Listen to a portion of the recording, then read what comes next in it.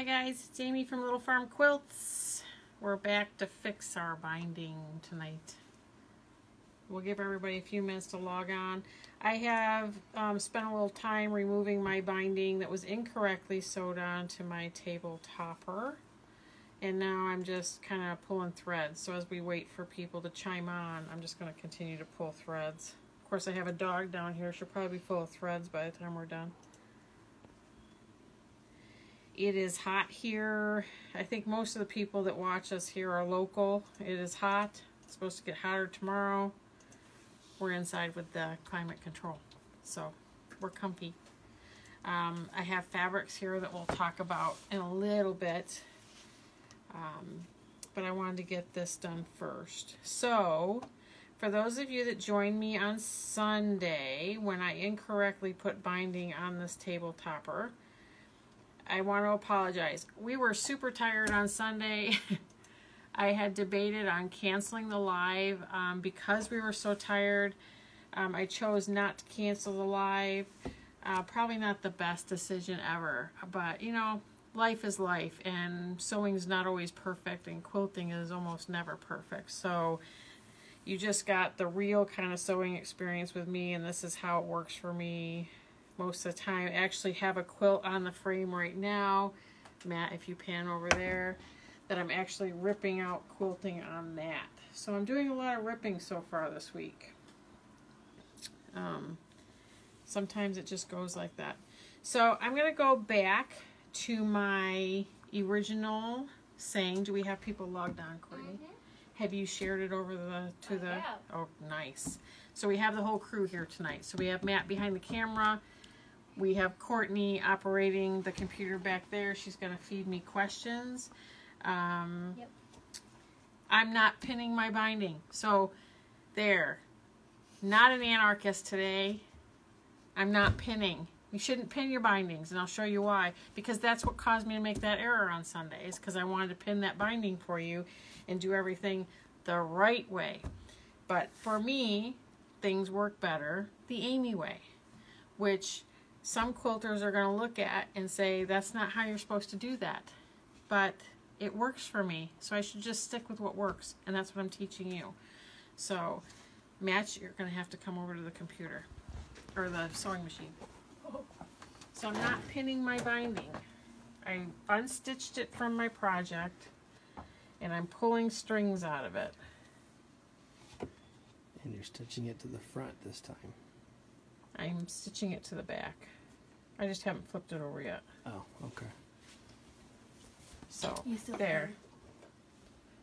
I'm stitching it to the back. And what I'm going to do is I'm going to start stitching here and kind of just line it up to make sure I don't have one of those seam lines right at the corner. That being said, I will probably end up having a seam line at one of these corners. So, but that's okay. That's okay. Because when it's there, it just seems right. Nice, Chewy. Nice. So I'm going to start off just like I started on Sunday. And we're going to lock in a few stitches.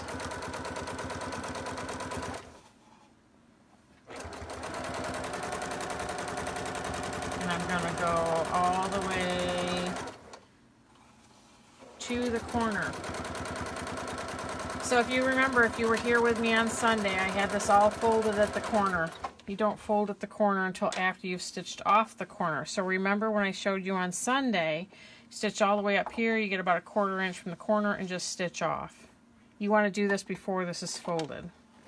That was my error last time. And then, so I'm about 1/4 off, and I'm just going to stitch off, just like that. You're going to do exactly what I showed you, except now you're going to fold this. So see, my fabric's all fraying now from me messing around with it. So you're going to fold it just like I told you last time. You're going to fold it up so the edges are even, and then you're going to fold it down. But notice there's a big difference in this one. I'm not stitching over this free fabric here. What I'm going to do is come back in here, line this up, and we're going to stitch. So see, on Sunday I stitched this down. Big mistake. That's what screwed me up. Oh, look, I got a chunk out. That's probably where I snipped that corner. But we're going to make it work.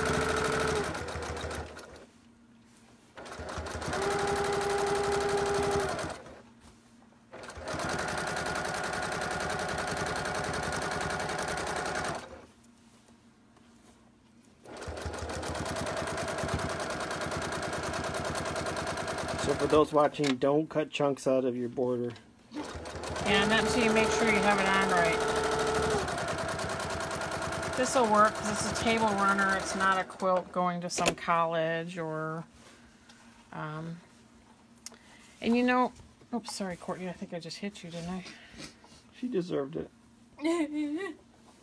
So we're going to fold and come down.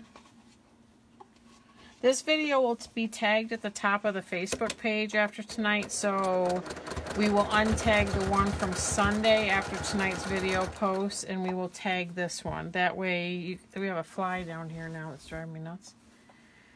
That way, you guys can find it right at the top of the Facebook page, and you can play it over and over again. You can pause it. You can do whatever you need to do. I'm going to pull this thread out of here.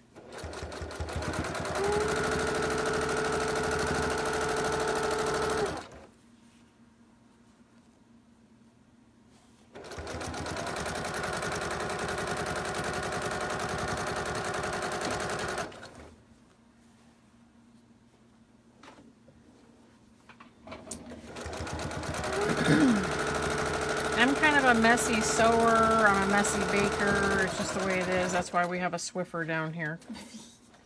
It's an easy way for me to pick up all my threads. Except right now I'm throwing them on Courtney. On your side.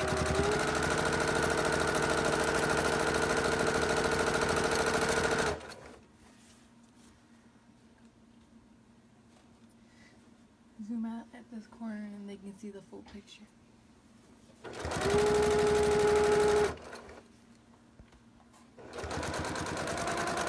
When I start posting videos of my free motion quilting, which I'll be doing soon, you'll be seeing me picking off threads all the time because that's what I do.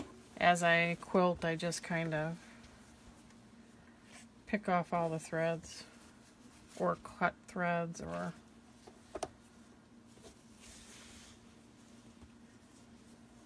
Now for those watching though, they don't have their ends connected yet, correct? They would have if they followed along with last Sunday. Well, I mean if they do it the right way. Well, they can go back to last Sunday's video where I showed how to connect the ends. That process isn't any different. Okay. You just wouldn't do it until you got closer to the end. One warning though, when you're doing that, because mine are all connected because I mis-sewed it and had to take it off, if you're not connecting until you're right at the end, you want to leave yourself a good 5 inches or so on both tails before you start doing that connection. And what I mean by 5 inches is 5 inches off of here, because you need to twist those ends, crisscross them together to do that join. So don't start sewing right at the very edge. Right.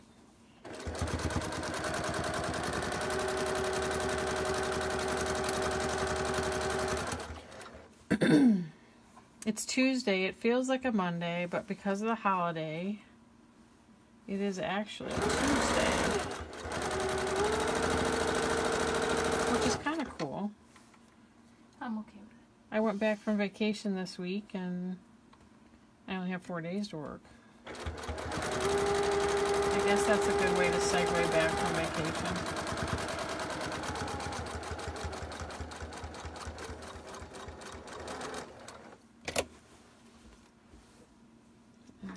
These drive me a little crazy.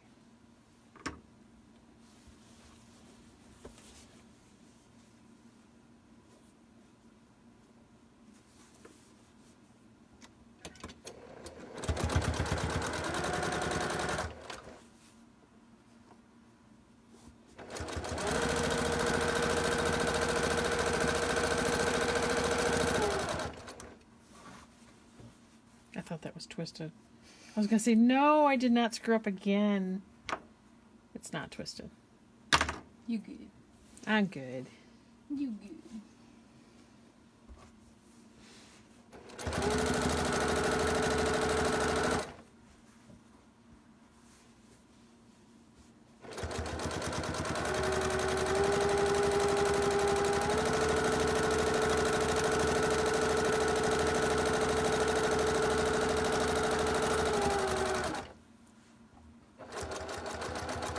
I'm gonna have a little ripple, I think. Maybe not. Yep, little ripple. It's okay. So I locked my stitches in. And here we are to the point of the video that we stopped last week or Sunday, because I was like, oh my gosh, I screwed that up. So I flipped it over to the right side now. And we're gonna start at a corner. And this is what I do. I just flip a couple corners up, and I do trim them. Need my scissors. Some of the bulk off the corner. So if you just take a little bit off, there's a lot of bulk in there, and it's okay. It's just a table runner. It's not going to mess anything up. But honestly, I do this on quilts too.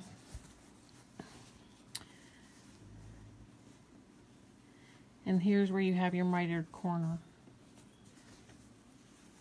So, should I pin? Should I not pin? I don't think I'll pin, because I think pinning got me in trouble last time.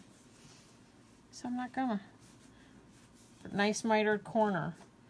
Somebody commented last time that they always have one corner that's not good. You know, I think it was Ashley, my daughter.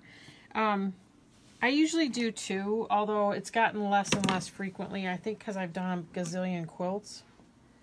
I've just gotten better at it. I think it's like anything else, it's practice. So before I turn this around and I start to sew, you have sew lines here from when you attached the binding to the back. Sorry, I'm going to keep pulling threads. Your object is to sew on that sew line. So whatever you have to do. So you can pin. You can use Wonder Clips, which I don't have a lot of right now because I have another quilt that's being bound. So all my Wonder Clips are on that quilt. Those look wonderful. They are wonderful. Dad, But these are kind of cool. They're Wonder Clips, and you just do this. And they're kind of cool because they're okay. There's a reason I don't pin. I don't pin because I got sick of sticking myself. And it's hard to sew over a Wonder Clip. It really is hard to sew with a Wonder Clip. But I started to say, I think it was my daughter said something about one corner always turns out kind of weird. Mine, I don't have so much of an issue anymore, but I find if you play with them enough, they will come together. So they may not look perfect, but they will come together. And there's a mitered corner. And I am going to clip the corners just because it holds them for me. I'm not going to clip anything else because I'll just fold that.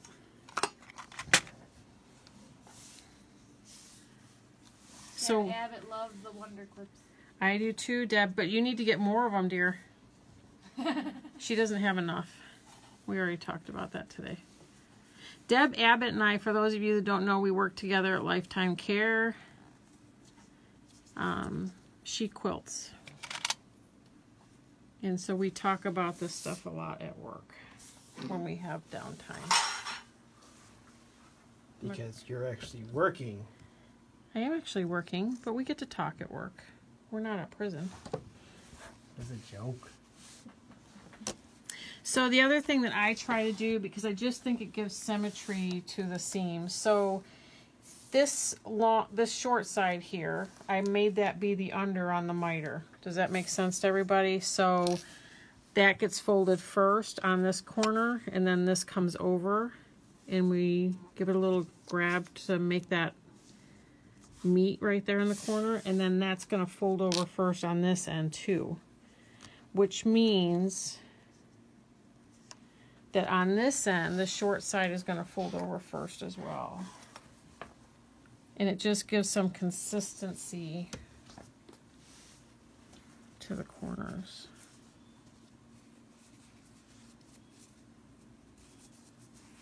Sometimes you just have to mess with those corners. There you go. You do. I was going to say zhuzh, but I was being picked on for zhuzhing, so... No, no, no. Zhuzhing is for putting blocks together. Scooch. Scooching is moving it up and down. Okay. Finagle. Finagle. Okay, so we're going to do that one there. And then this one... I think, honestly, some of the corners are just harder to work with. And it could be for... Like, this one's going to be hard because there's a seam right on that corner, and that's what's making it kind of hard. But it does not have to be perfect, everybody. Finished is better than perfect. I'm going to cut a little more out of this, and hopefully it'll lay better.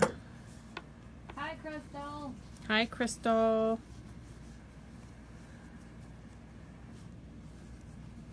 And it is, but I'll have to tell you, once I get to this one, when I sew, I'm going to have to kind of play with it a little bit under the sewing machine because there's a big knot. I don't know if you can see it. There's a big knot under there from that seam hitting right there at the corner. So again, once you take this back to your machine and you're stitching, your goal is to stitch on top of this line. So you're stitching right at the edge, right on the edge of here, so that you match up with this seam line. What that's going to do is it's going to put your stitching in the white area and not the black area. Now, to be realistic, this is going on your table and nobody's going to be flipping this over and looking. So just... Except if Amy comes to your house. Yeah, I don't do that either. So I'm going to move these threads so they don't pick up on my thing. And I'm not starting in a corner. That's the other note here.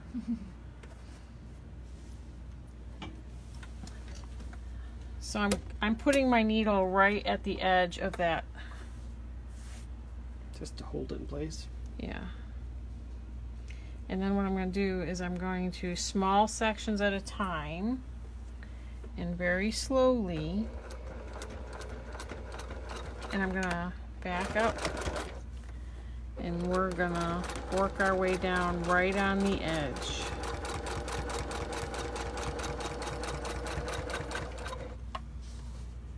And see, the edge is right on that stitching. I will say that if you wonder clip all the way around, it probably gives your fingers a little less to do. But you have to take them off fairly soon before you hit the needle because they get in your way.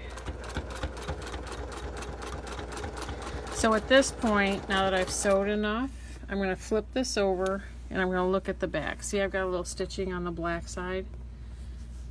And that's okay.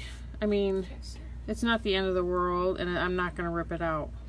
Like I said, this is going on a table and nobody's going to flip this over. I'm never perfect at these. That's why I hand stitch my bindings, because I don't think I can do machine bindings very well. So as we get to the corner, it's going to be that wonder clip just gets in the way. You almost need like octopus hands. You got to be able to hold on to several things. And I'm going to inch this forward just until the needle gets into that miter connection right there. And I'm going to turn and I'm going to flip. Now, when you come over this corner, because of the bulk here, you're going to want to go slowly.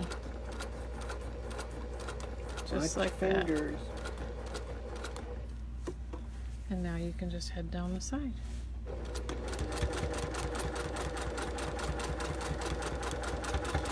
On the next project, just a heads up for everybody, our next sew along, we're going to hand sew a binding. Woohoo! I don't like machine sewn bindings in general. I don't think they look as nice as hand sewn bindings. But I will say that hand sewn bindings are not my favorite thing to do. I just think that they look better. What are you laughing at? We just got wild faces. It's not my favorite thing to do because I think when you do it on like a king or a queen size quilt, that's just an awful lot of sitting still and feeling like you're not getting anywhere. But this is what I've done, and I don't know if she's watching. If my mom, who likes to hand bind,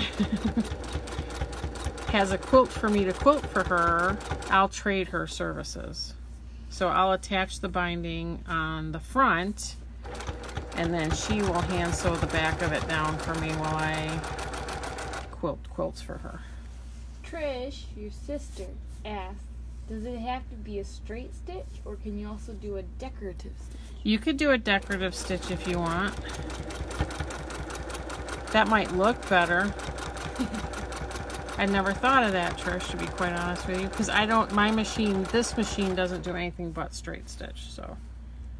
But that brother that you're using of mine, that has lots of cool stitches on it. So you could do anything you wanted. Have a ball.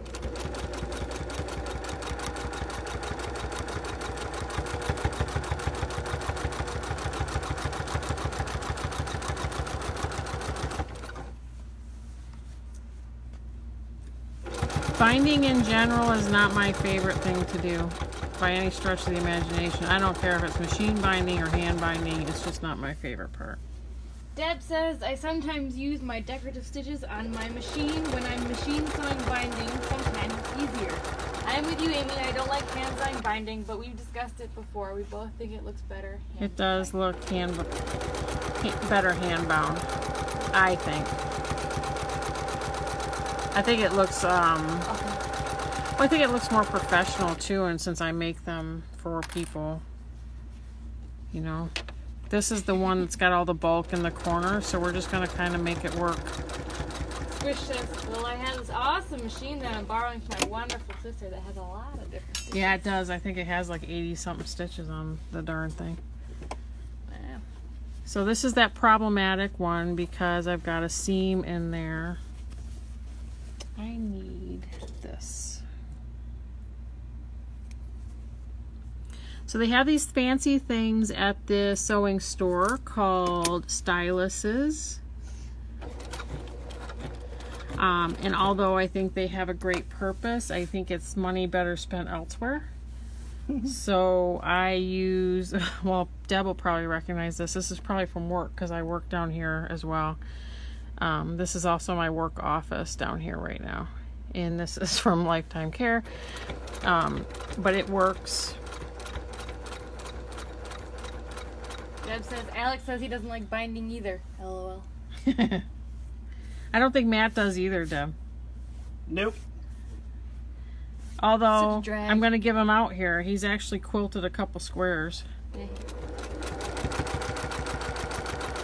I'm a Renaissance man. It's okay.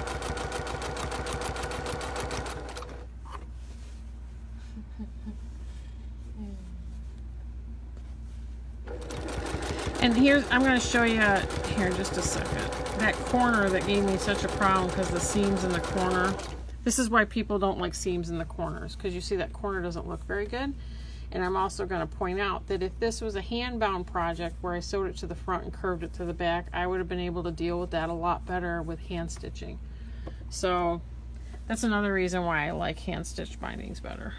Deb says she has 2 of those pencils by her machine too.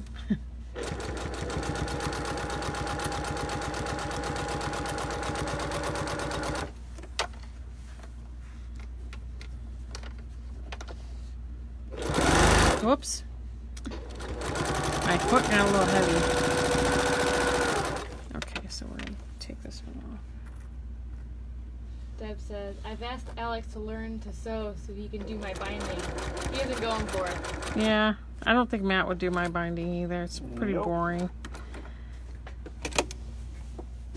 I need to hire somebody to actually just bind my quilts for me. That's ultimately what's probably going to end up happening. Anybody knows anybody, hashtag buying my quilts.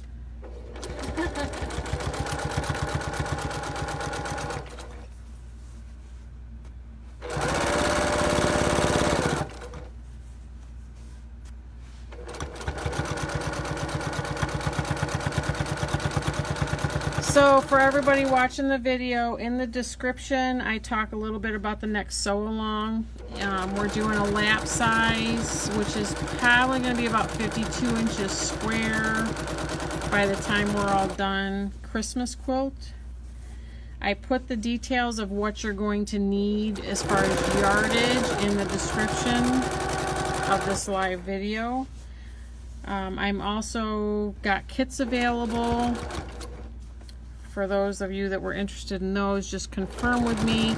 It looks like kits are gonna run somewhere between $45 and $50. And what that will give you is everything you need to make your top plus your binding. It does not give you your backing or your batting or thread. So just keep that in mind. They're gonna be, I'm thinking closer to $50 by the time I do the math. I did go shopping for fabric, as probably most of you know if you follow me.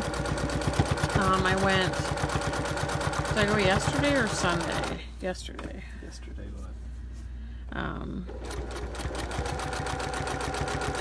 We're gonna start October 7th. One other note on that is that every Sunday at 7 p.m. Eastern Standard Time, I am going to be on live sewing some sort of project that I'm working on. We're not going to start the sew along until the 7th, but you are welcome to join me if you want. Sometimes I don't know why you would want to. Sit here and listen to me ramble while I sew. On Sunday nights at 7. A couple reasons I'm doing this, because somebody watching may learn something.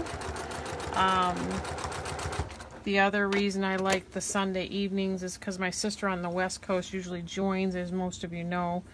The heckler. The heckler, yep. And it makes her feel like she's part of something with us. She is our only sister that's out there, so I think it gives her time, her and I time to feel like we're together.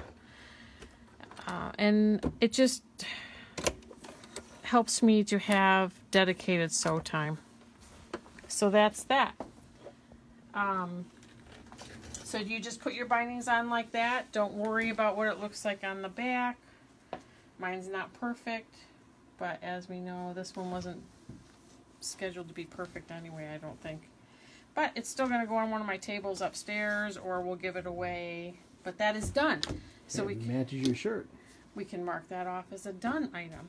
So Matt, I want you to pan down to the fabrics. For those of you that didn't see the photo, these are the fabrics that I've chosen for our Christmas lap quilt. And this is a border fabric, white. And I picked a stripe for the binding because I like a striped binding. I think it adds character to the quilt. And so this sew along, we're going to do a lap size Christmas quilt. We're going to learn how to free motion quilt on your machine. We are going to learn how to hand bind a quilt.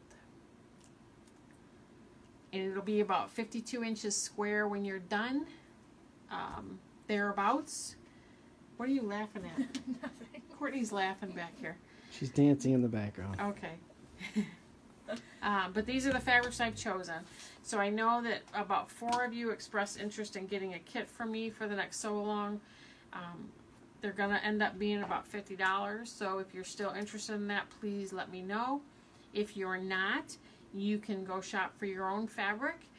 I put the yardage requirements in the description of this video, including the size batting that you need and how much yardage you need for backing. Just one note on the backing. The reason you need 4 yards of backing is because you need enough to be able to sew them together lengthwise to get 54 inches across. You're going to have a lot of fabric left over when you trim it out, because standard widths of fabric are either 44 or 45 inches, and that's not enough to get us across the back. So you're going to need to sew 2 together. We'll center the quilt top on it, and then you'll trim around, and you'll have extra fabric left over. If you buy the kit, that gives you everything for the top, the borders, and the binding. It does not include the batting or the backing. I wanted you guys to be able to choose your own backings, and we'll go from there. But like I said, now you know a price, so let me know if you really, really do want the kit, and I'll cut one up for you. I'm not going to pre-cut the squares. I'm just going to give you enough fabric to make the top. Okay? Everybody have a good night. I'll see you on Sunday, 7 o'clock. We're just going to sew and chat, I guess. Bye.